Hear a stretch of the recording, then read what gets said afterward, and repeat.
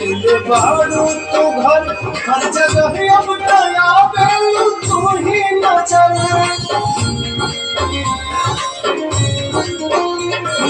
चित चोर ऐसन असर कर गई तब से आवाज दिल दीवाना गई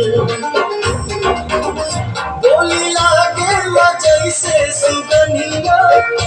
चाल में लागे फिर के हिरनिया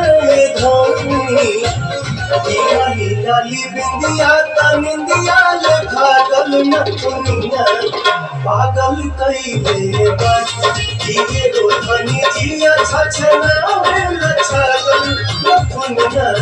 पागल कइले बात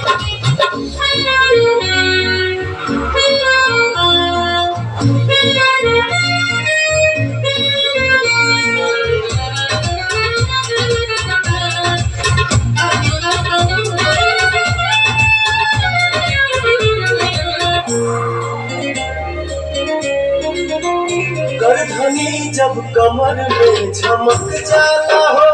ओके बेकाबू मन सनक जाला हो हर अदा हर कला से सहेजल हो हमरा नानी धरती पे भेजल हो इमारत के भगवान गढ़ले